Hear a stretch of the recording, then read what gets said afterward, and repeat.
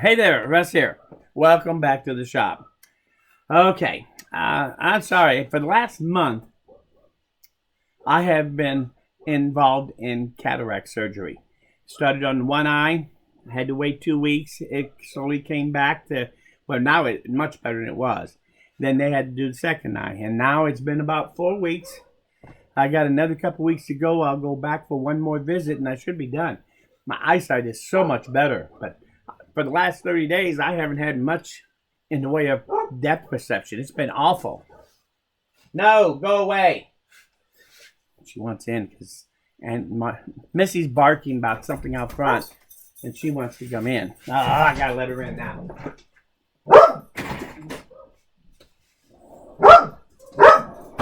Hey, no barking.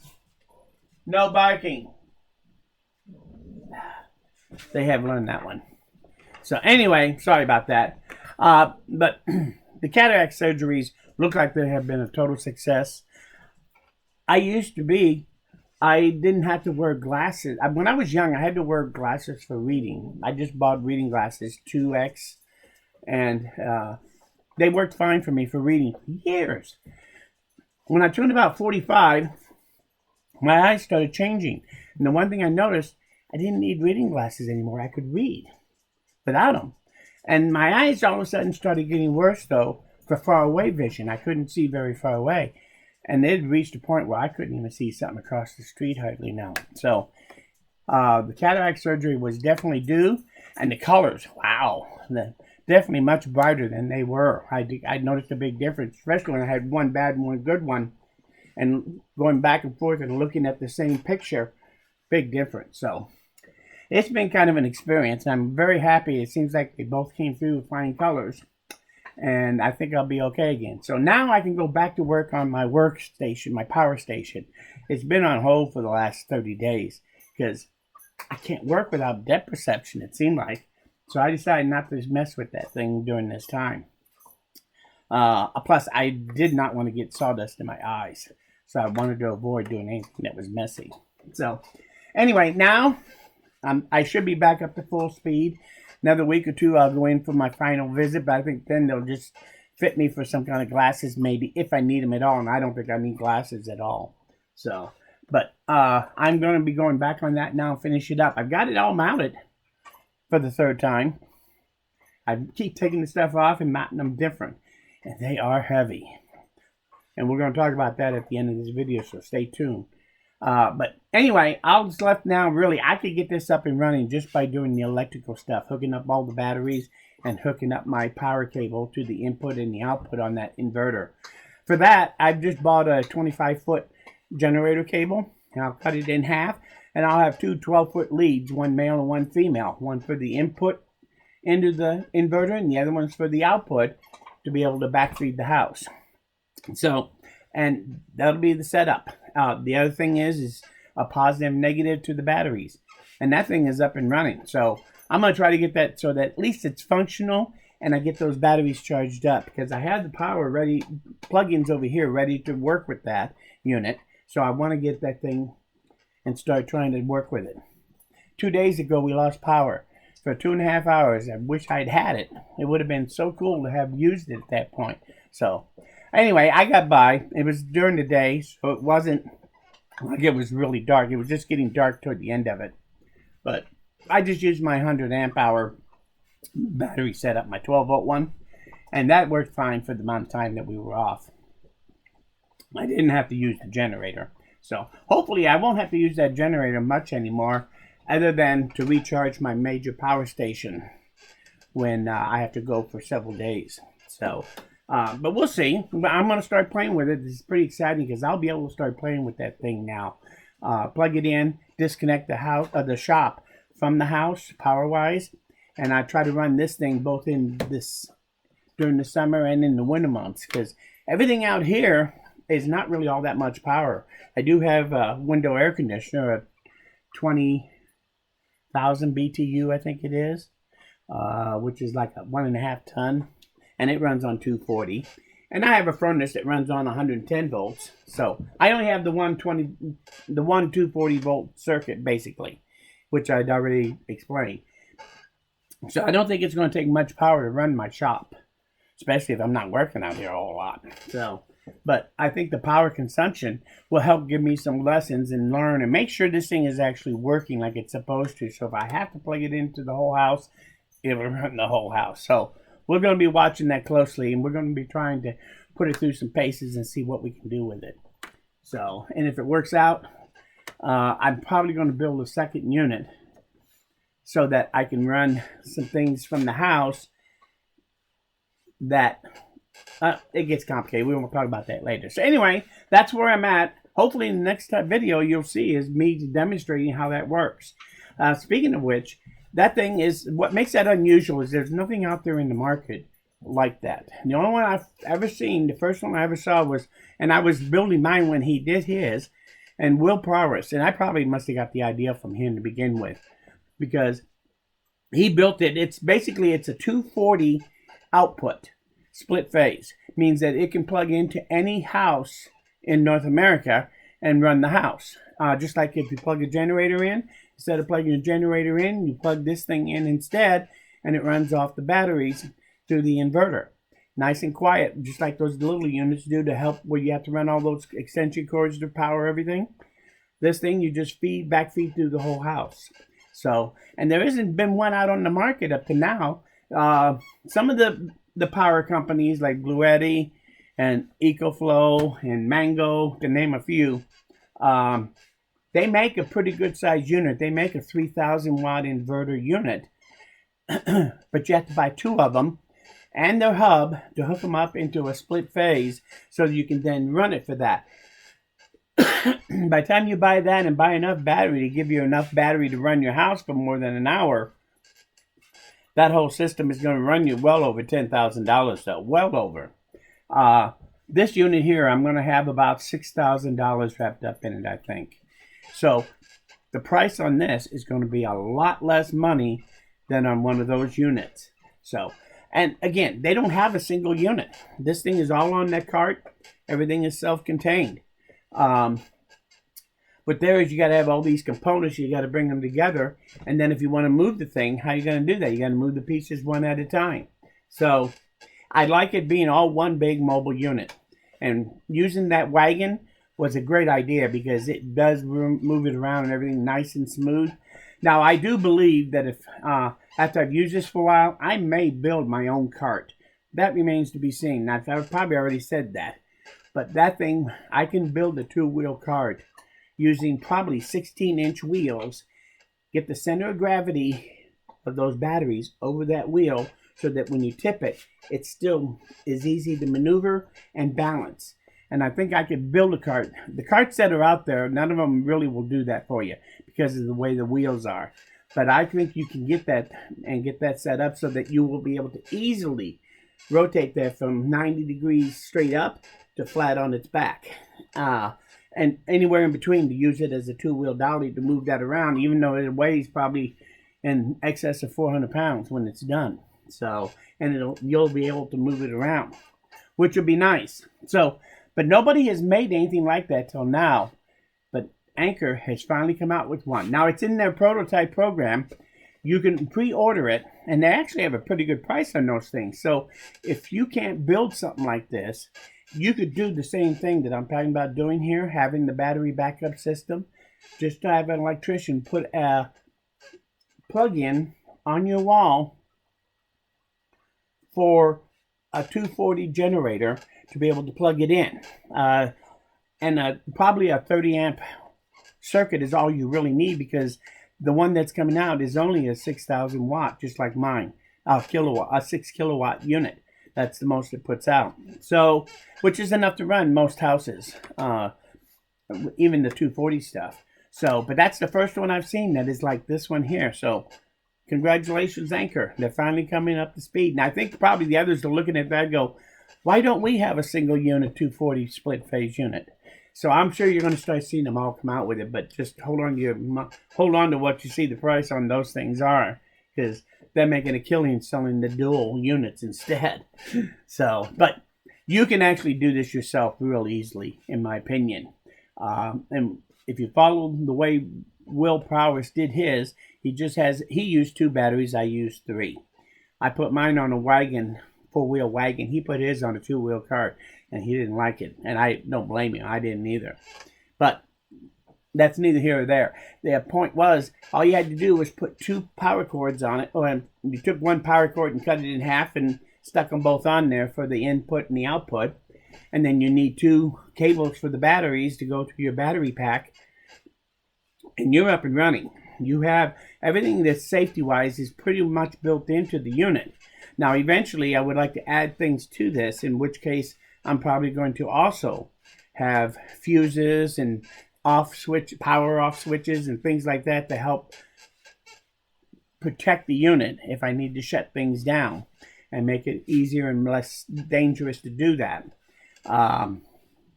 But at this point, I just want to get up and running. And then we'll continue to do some changes to it because eventually I'd like it to be completely enclosed also. So anyway, that's where that's at. I think the next time I talk to you guys, that thing should be done. It should be functional. And I'm anxious to get that up and running to try it. After the power going out the other day, I was so mad about that. And I didn't have this thing ready to go. So anyway, there'll be another one, believe me. That's why I'm doing this. And then we can see how well it really works. So, plus I will play with it out here in the shop for a while. And by spring, I'll have a pretty good feel of how it works. And I'll have my whole house pretty well protected, with the exception of solar. And maybe next year, I can work on how to plan out how much solar I'm going to need to be able to function in my house. And again, I don't think that we're going to need any 12,000 kilowatts of solar power or anything ridiculous like that. I think we'll be able to get by for a lot less solar power, but we'll see. So, and I have some ideas of how I'm going to do it. When I do the inverter, I think I'm going to split up into 2 inverters. One inverter will run all my 240 equipment, and one inverter, a smaller one, will run all my 120 equipment, so that I have 2 separate units. If one of them goes down, I can still function and get by without any problem that way, running all my eggs in one basket. And the generator will make a nice third backup then. And it will be used mostly to charge those 2 units if I'm off grid for any length of time. So I think it's going to be a pretty good system when I get done, and should actually not be too much. I think my total cost on everything, the generator, and by the time I get both units up and running and all the electrical stuff that I've done, I would say that I'm probably going to have, I'll easily have less than 12 grand wrapped up in the whole thing. And probably maybe even 10. So we'll see. We'll see when it's done. We'll do a big math on it. With the solar, it's going to be a little bit more, probably another $2,000 or $3,000. So I think that for a full-blown off-grid system, that won't be too bad. Considering what some of these people for their house, what they're spending is insane. So, and I think I'll be less than half of what most of these people spend their money. Of course, again, I do a lot of it myself. That does save a lot, and I know how to do it, including build my own units instead of buying the pre-built units. No, no, no. Go lay down. Go on. No more. Go on. I'm busy. Yes, it's Missy. So, anyway, I think that's about... Oh, real quick, how many of you have seen any videos lately on Unistrut overhead ramp systems? Where you buy this Unistrut and they have all the accessories. You put it up on a ceiling and they have tracks and everything. Pretty reasonably priced now. Where you can put a track on there, or you can take an electric hoist and hook it up on there and move it back and forth so that you can use it like an overhead hoist in your shop. That would be great in almost any shop out there. And it's something that, from what I see, you could use that to hoist up just about anything and not have too much money wrapped up in your overhead hoist system to do it, to boot. You don't have to go the electric hoist. You could just go with the block and tackle, and you could do the job. So, and as far as the amount of power, the amount of weight that those things will take, depends on how you put it in. Let's talk about this real quick, and then I'll let you go. If you're interested, I'm going to show you. First of all, let me tell you, if you remember, I have a overhead rail system in my shop now. I built it all out of 3/4 inch plywood and pocket hole screws. It's quite a sight, but it works great, and it's been up there for 5 or 6 years, I think. And I hang my TV on there, and I can roll it back and forth from one end of the shop to the other on this track. And it also has a tool wall on the back side of behind the TV, where I keep some tools, special tools, so that when I roll to a certain spot, I have what I need right where I'm working. So anyway, it's been a great unit. I really have loved it. But since I started working on this workstation, I've had to take those batteries and that power inverter on and off that wagon, and they each weigh about 100 pounds apiece. And I'm telling you, by the time I lift all 4 of those up on a wagon, I'm almost done for the day. And I've had to take them on off there a couple times already, rearranging. And I hope, I got to do it one more time, I think. But I think I finally figured out how I really wanted to do it, so that I'll be able to easily build my cabinet around it to be able to enclose it. That way it could sit outside while it's being used if I have to. And that's another story. It's not for me. It's for if somebody else wants to build something like it, they'll be able to take my idea and be able to do it. So anyway, it's kind of a really cool unit. But loading that thing up and down, I wish I had that stretch system already in here. So I've been thinking about tearing my overhead system down with the TV and everything, and putting up just that metal one. The only drawback is you should put one of those where it goes crossways on your roof, so that it's hooked to several different rafters in your roof, so that the weight is distributed on all of those different trusses rather than only on one. Right now, this rail system, because it runs north and south, and my overhead door is on the north facing out to the street, this thing is lined up to pretty much the center of that overhead door. So it's perfect for loading and unloading things theoretically. But the problem is that's one rafter the whole way. That means that one truss is carrying the whole weight. It's not spread out through multiple trusses. So that would create a challenge of how much weight you could actually block and tackle. And I would even be scared to try to lift those 100-pound things off of one rafter and a block and tackle. But there's ways around that too. So you stay tuned and you'll see if I do this. I'm thinking about tearing this whole system down, even though it's very nostalgic, because the challenge was to build it completely out of wood. And I built it completely out of 3/4-inch plywood. I can't remember how much right off the top of my head, but it was less than a sheet. And pocket hole screws. And it's been holding together without any problem all these years. Not a single problem. So I'd really like the sentimental value, but I'd really like to have that metal strut.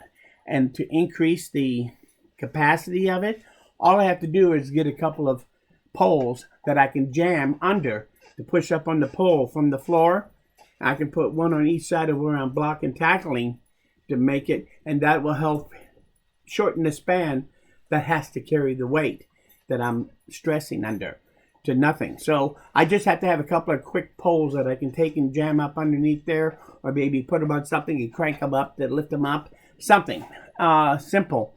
But I can have those pushed right up against the strut then that's bolted to the ceiling on each side, so as to make sure that the thing doesn't come tumbling, crashing the roof down on me. So, but other than that, I think it'd be a great system, and definitely better than what I have right now. It would definitely be more useful, because I could back my truck in part way in here and have something overhead to unload the back of my truck if I needed to. So anyway, that's in theory. At this point, I don't know whether I'll get rid of this one or not. I really, like I said, I have such sentimental value. Anyway, I'd love to hear your thought about it. If you want to know what the system looks like, I'll leave a link to it in the description. But if you just put overhead TV and search for that on my channel, it'll pop up as one of the first 2 pop-ups on the list when you search on that. And the other one is about how I did the electrical, hooked up a cabling and everything, and how I did it so that as the TV moves, the wires follow with it, and they retract into a reel when they're not. So anyway, so there's 2 videos on this thing, how I did it and what it looks like. If you're interested, And then let me know what you think, if I should tear it out and put that unistrut in or not, because it definitely would have some advantages to over this. Just this definitely gets a lot more looks than that one would. I can guarantee you, when anybody that comes in the shop, one of the first things they see is that overhead gantry system, the dolly system I have here. So I want to appreciate you coming by. You've been very patient if you stuck around this long. If you have your comments or your thoughts, I'd love to hear them. Any opinions about any of this stuff? If you like this video or you learned something here, hit that like button. It lets me know I did something right. Most importantly, though, please come back again, because I'm nowhere near done. See you guys again very soon.